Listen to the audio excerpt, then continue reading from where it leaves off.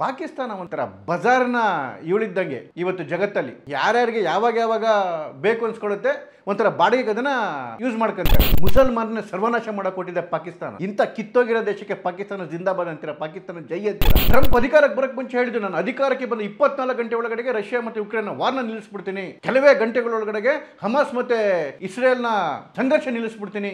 ಇವತ್ತಿಗೂ ನಡೀತಾ ಇದೆ ಅಲ್ರಿ. ಏನ್ ಮಾಡಿದೇನ್ರಿ?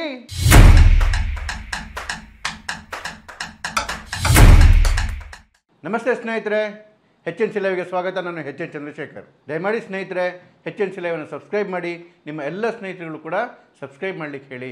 ತಿರುಕ ಇವತ್ತು ಮನೆ ಮುರುಕನ ಹತ್ರ ಹೋಗಿದ್ದಾನೆ. ಪಾಕಿಸ್ತಾನದ ಫೇಲ್ಡ್ ಮಾಸ್ಟರ್ ಆಸಿಮ್ ಮುನೀರ್ ಅಮೆರಿಕದಲ್ಲಿ ಟ್ರಂಪ್ ಜೊತೆ ಮೀಟಿಂಗ್ ಮಾಡ್ತಾ ಇದ್ದಾನೆ. ಯಾವ ಟ್ರಂಪ್ ಆಪರೇಷನ್ ಸಿಂಧೂರ ಸಮಯದಲ್ಲಿ ಪಾಕಿಗೆ ಪರೋಕ್ಷವಾಗಿ ಬೆಂಬಲ ಕೊಡಕ್ಕೆ ಹೋಗಿ ಮುಖಕ್ಕೆ ತುಸ್ಕೊಂಡು ಬಂದಿದ್ದಾರೆ.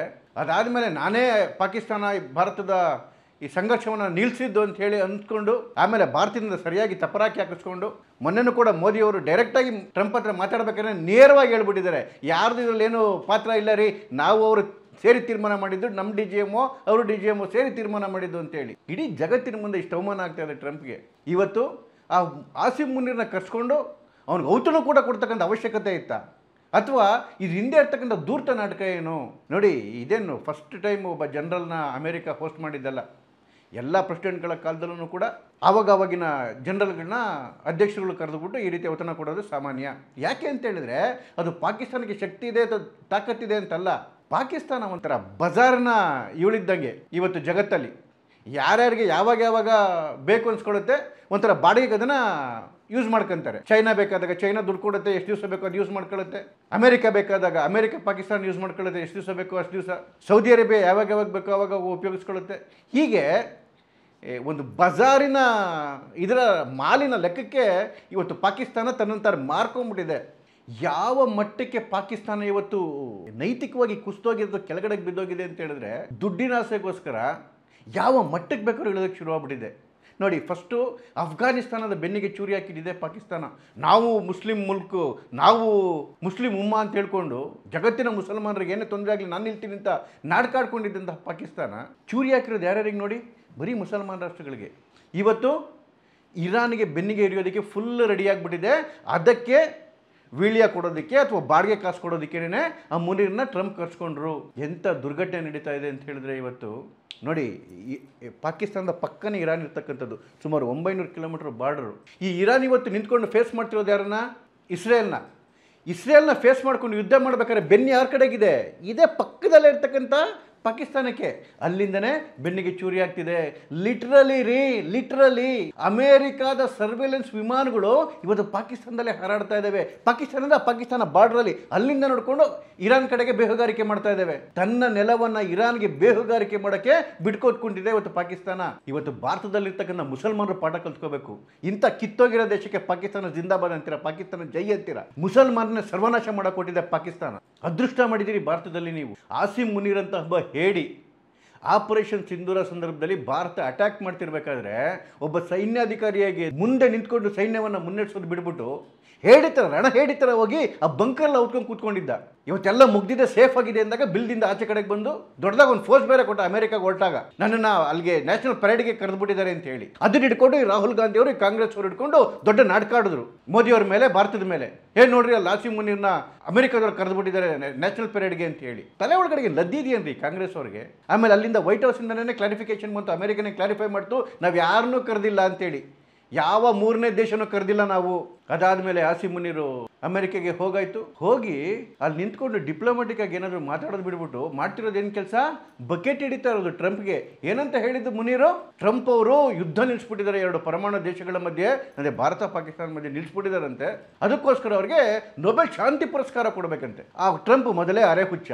ಅವ್ರು ಬಂದಾಗ್ಲಿಂದ ಒಂದೇ ಬಡ್ಕೊತಾ ಇದ್ದು, ನಾನು ಇಷ್ಟೆಲ್ಲ ಮಾಡ್ತಾ ಇದ್ದೀನಿ, ನನ್ನನ್ನು ಯಾರೂ ರೆಕಗ್ನೈಸ್ ಮಾಡ್ತಿಲ್ಲ ಅಂತೇಳಿ ಮೀಡಿಯಾಗಳ ಮೇಲೂ ಬೀಳೋದು, ಟ್ವೀಟು ಮಾಡೋದು. ಏನು ಮಾಡಿದೇನ್ರಿ?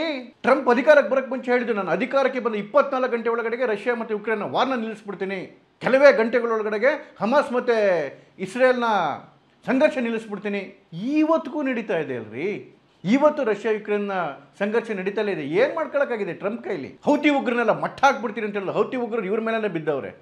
ಇಲ್ಲಿವರೆಗೂ ಹೌತಿ ಉಗ್ರದ ಬರೀ ಒಂದು ಸಣ್ಣ ಪುಟ್ಟ ಉಗ್ರಗಾಮಿ ಸಂಘಟನೆಗಳನ್ನ ಸುಮ್ಮನೆ ಮಾಡೋಕ್ಕಾಗ್ತಿಲ್ಲ ಅವ್ರ ಕೈಲಿ, ಟ್ರಂಪ್ ಕೈಲಿ. ಮತ್ತು ಮಾಡಿದ್ದೇನು, ಇನ್ನು ಭಾರತ ಮತ್ತು ಪಾಕಿಸ್ತಾನದ ಸಂಘರ್ಷವನ್ನು ನಾನೇ ನಿಲ್ಲಿಸಿದ್ದು ಅಂತ ಹೇಳಿದ್ರು. ಇಡೀ ಜಗತ್ತಿನ ಮುಂದೆ ಬೆತ್ತಲಾಗೋದು ಟ್ರಂಪ್. ಭಾರತ ಯಾವ್ಯಾವ ಸಂದರ್ಭದಲ್ಲಿ ಹೇಗೆ ಕೊಡಬೇಕು ಸರಿಯಾಗಿ ಕೊಡ್ತು. ಮೋದಿಯವರಂತೂ ನೇರವಾಗಿ ಫೋನ್ ಮಾಡಿದಾಗಲೇ ಹೇಳ್ಬಿಟ್ರು ಅವ್ರ ಮುಖಕ್ಕೇನೆ, ಟ್ರಂಪ್ ಮುಖಕ್ಕೆ, ನಿನ್ನಿಂದಲ್ಲಪ್ಪ ಆಗಿದ್ದು, ನಮ್ಮ ಸೈನ್ಯಗಳು ಸೇರ್ಕೊಂಡು ಮಾತಾಡ್ಕೊಂಡು ಆಗಿದ್ದು ಅಂತ ಹೇಳಿ. ಇಂತಹ ಟ್ರಂಪ್ಗೆ ನೊಬೆಲ್ ಶಾಂತಿ ಪುರಸ್ಕಾರ ಕೊಡಬೇಕಂತೆ. ಈ ಬಕೆಟ್ ಹಿಡಿಯೋದಕ್ಕೆ ಮುನೀರ್ ಇಲ್ಲಿಂದ ಅಮೆರಿಕಾಗೆ ಹೋಗಿದ್ದು. ಅದರಿಂದ ಉಬ್ಬುವುದಂತಹ ಟ್ರಂಪು ಕರ್ಕೊಂಡು ಇವರಿಗೆ ಮಧ್ಯಾಹ್ನ ಲಂಚ್ ಬೇರೆ ಕೊಟ್ಟಿದ್ದು. ನೋಡಿ, ಅಮೇರಿಕಾನ ಯಾವತ್ತೂ ನೀವು ಫೇಸ್ ವ್ಯಾಲ್ಯೂಗೆ ತೊಗೋಬೇಡಿ. ಅಮೇರಿಕಾಗೆ ಯಾರು ಮಿತ್ರರು ಇಲ್ಲ, ಯಾರು ಶತ್ರುಗಳು ಇಲ್ಲ. ಅದಕ್ಕಿರೋದು ಒಂದೇ ಒಂದು, ತನ್ನ ಸ್ವಹಿತಾಸಕ್ತಿ. ಯಾರ ಕುತ್ತಿಗೆ ಬೇಕಾದ್ರೂ ಕುಯ್ದು ಬಿಡ್ತಾರೆ ಸ್ವಹಿತಾಸಕ್ತಿಗೋಸ್ಕರ. ಇವತ್ತು ಪಾಕಿಸ್ತಾನವನ್ನು ಮುನೀರ್ನ ಕರ್ಕೊಂಬಂದು ಕೂರಿಸ್ಕೊಂಡು ಒಳಗಡೆಗೆ ಅದೇ ಚೂರಿಯನ್ನು ಚೆನ್ನಾಗಿ ಚೂಪು ಮಾಡಿ ಕೈ ಕೊಟ್ಟು ಕಳಿಸಿದರೆ, ಹೋಗಿ ಇರಾನ್ಗೆ ಬೆನ್ನಿಗೆ ಚೂರಿ ಹಾಕು ಅಂತೇಳಿ ಅದರ ಪ್ಲ್ಯಾನ್ ಪೂರ್ತಿ ಮಾಡಿ ಎಕ್ಸ್ಪ್ಲೈನ್ ಮಾಡಿ ಕಳಿಸಿದ್ದಾರೆ. ಈಗಾಗಲೇ ಇರಾನ್ಗೆ ಚುರಿ ಇರ್ತಕ್ಕಂಥ ಕೆಲಸ ಆಗಲೇ ಸ್ಟಾರ್ಟ್ ಆಗಿಬಿಟ್ಟಿದೆ ಪಾಕಿಸ್ತಾನದಿಂದ. ಅದಕ್ಕಾಗಲೇ ಇಲ್ಲಿ ಕಾಂಗ್ರೆಸ್ ಅವರು ಬಾಯ್ ಬಡ್ಕೊಳ್ಳೋಕೆ ಶುರು ಮಾಡೋದು. ನೋಡ್ರಿ, ಅಲ್ಲಿ ಮುನೀರ್ಗೆ ಎಂಥ ಗೌರವ ಸಿಕ್ಬಿಟ್ಟಿದೆ ಅಮೇರಿಕಾದಲ್ಲಿ ಅಂತ ಹೇಳಿ. ಅಮೇರಿಕಾವನ್ನು ಸರಿಯಾಗಿ ಅರ್ಥ ಮಾಡ್ಕೊಂಡವರು ಯಾರನ್ನು ಈ ಥರ ಮಾತಾಡಲ್ಲ. ಅಮೇರಿಕ ಯಾವತ್ತೂ ಹೀಗೇನೆ, ಯಾರ್ಯಾರನ್ನ ಯಾವ್ಯಾವ ಮಟ್ಟದಲ್ಲಿ ಯಾವ್ಯಾವ ತಂದುಬಿಟ್ಟು ಏನೇನು ಮಾಡಬೇಕು ಅನ್ನೋದು ಭಾಳ ಚೆನ್ನಾಗಿ ಗೊತ್ತಿರೋದು ಹಿತಾಸಕ್ತಿ. ನೀವು ನೋಡಿ, ಅಮೆರಿಕಾಗೆ ಮುಂಚೆ ಫ್ರಾಂಕ್ಲಿನ್ ರೋಸ್ವೆಲ್ಟ್ ಅಂತೇಳಿ ಒಬ್ಬ ಅಧ್ಯಕ್ಷ ಆಗಿದ್ದ 1930ರ ದಶಕ. ಆ ಸಂದರ್ಭದಲ್ಲಿ ನಿಕರಾಗುವದಲ್ಲಿ ಒಬ್ಬ ಡಿಕ್ಟೇಟರ್ ಇದ್ದ, ಸಮೋಸಾ ಅಂತ ಹೇಳಿ. ಆಗ ಅಮೇರಿಕನ್ ಅಧ್ಯಕ್ಷನಿಗೆ ಪ್ರಶ್ನೆಗಳನ್ನ ಕೇಳಿದ್ರು. ಏನಂತ ಹೇಳಿದ್ರೆ, ನಾವು ಯಾಕೆ ಈ ರೀತಿ ಸಾವಿರಾರು ಜನವನ್ನು ಕೊಲ್ತಕ್ಕಂತಹ ಅಮಾನುಷ ಕಾರ್ಯ ಮಾಡ್ತಕ್ಕಂತಹ ಡಿಕ್ಟೇಟರ್ಗಳ ಹಿಂದೆ ನಿಲ್ತೀವಿ, ನಾವು ಡಿಕ್ಟೇಟರ್ಗಳಿಗೆ ನಾವು ಸಪೋರ್ಟ್ ಮಾಡ್ತೀವಿ, ಯಾಕೆ ಅಮೆರಿಕ ಇಂಥ ಡಿಕ್ಟೇಟರ್ಗಳನ್ನ ಸಪೋರ್ಟ್ ಮಾಡುತ್ತೆ ಅಂತೇಳಿ. ಯಾಕೆಂತ ಹೇಳಿದ್ರೆ, ನಿಕರಾಗುವದ ಡಿಕ್ಟೇಟರ್ ಅಷ್ಟೇ ಸಮಾಜ ಸಾವಿರಾರು ಜನ ನರಹತ್ಯೆ ಮಾಡಿಬಿಟ್ಟಿದ್ದ ಅವ್ರ ದೇಶದಲ್ಲಿ. ಇಂಥವ್ರಿಗೆ ಅಮೆರಿಕ ಸಪೋರ್ಟ್ ಮಾಡ್ತಾ ಇತ್ತು. ಯಾಕೆ ಈ ಥರ ಮಾಡ್ತೀರಿ ಅಂತ ಕೇಳಿದಾಗ, ಅವತ್ತು ಅಮೇರಿಕದ ಅಧ್ಯಕ್ಷನ ಅಫಿಷಿಯಲ್ ಮಾತುಗಳೇನು ಗೊತ್ತಾ? ನನ್ನ ಬಾಯಲ್ಲಿ ಬರಲ್ಲ ರೀ ಆ ಮಾತುಗಳು, ಹೇಳೋಕ್ಕೆ ಅಸಹ್ಯ ಅನಿಸುತ್ತೆ. ಅಮೇರಿಕ ಅಧ್ಯಕ್ಷ ಅಫಿಷಿಯಲಾಗಿ ಹೇಳಿದ್ದು, he may be a son of B but our son of B. ಇನ್ನೇನಿಲ್ಲ, ಮರ್ಯಾದೆ ಬಿಟ್ಟು ಹೇಳಬೇಕು ಅಂದರೆ, ಅವನು ವೇಶ್ಯೆಗೆ ಹುಟ್ಟಿರೋನಾಗಿರ್ಬೋದು, ಅದೇ ನಮ್ಮ ವೇಶ್ಯೆಗೆ ಹುಟ್ಟಿರೋನು, ಹಾಗಾಗಿ ನಾವು ಅವ್ನು ಸಪೋರ್ಟ್ ಮಾಡೇ ಮಾಡ್ತೀವಿ ಅಂತ. ಇದು ಈ ಡಿಕ್ಟೇಟರ್ಗಳ ಬಗ್ಗೆ ಅಥವಾ ಜನರುಗಳ ಬಗ್ಗೆ ಅಮೇರಿಕಾಗಿರ್ತಕ್ಕಂತಹ ವ್ಯಾಖ್ಯಾನ. ಇವತ್ತು ಆಸಿಮ್ ಮುನೀರ್ನ ಕರ್ಕೊಂಡು ಲಂಚ್ ಕೊಡ್ತಾ ಇದ್ದಾನಲ್ಲ ಟ್ರಂಪ್ ಮನಸ್ಸೊಳಗಡೆ ಏನಿದೆ ಗೊತ್ತಾ? ಸೇಮ್ ರೋಸ್ವೆಲ್ಟ್ ಅವರ ಮನಸ್ಸಲ್ಲಿ ಇತ್ತಲ್ಲ, ಆಚೆ ಕಡೆಗೆ ಬಂತಲ್ಲ, ಅದೇನೇನೆ. ಸೊ ನಮಗೆ ಉಪಯೋಗಕ್ಕೆ ಏನೇನು ಬರ್ತಾನೆ ಅಷ್ಟು ನಾವು ಉಪಯೋಗಿಸ್ಕೊಳ್ಳೋಣ ಅಂತ ಹೇಳಿ. ಇವತ್ತು ನೋಡಿ, ಅಮೇರಿಕ ಪಾಕಿಸ್ತಾನವನ್ನು ಉಪಯೋಗಿಸ್ಕೊಂಡು ಅಫ್ಘಾನಿಸ್ತಾನದಲ್ಲಿ ರಷ್ಯಾನ ಬಡಿಯೋಕ್ಕೋಯ್ತು. ಅಫ್ಘಾನಿಸ್ತಾನಗಳ ಭಯೋತ್ಪಾದಕನ ಹುಟ್ಟಾಕಿ ಇವತ್ತು ಆ ದೇಶವನ್ನೇ ಸರ್ವನಾಶ ಮಾಡೋಕ್ಕೋಯ್ತು. ಈಗ ಇರಾನ್ ಸರ್ವನಾಶ ಕೊಟ್ಟಿದೆ, ಇದೇ ಪಾಕಿಸ್ತಾನ ಉಪಯೋಗಿಸ್ಕೊಂಡು.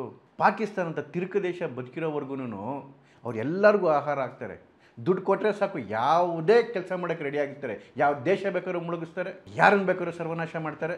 ಇಂಥವರಿಂದ ಮುಸಲ್ಮಾನರು ಮೊದಲು ಜಾಗೃತವಾಗಿರಬೇಕು. ಧನ್ಯವಾದ ಸ್ನೇಹಿತರೆ, ನಮಸ್ಕಾರ.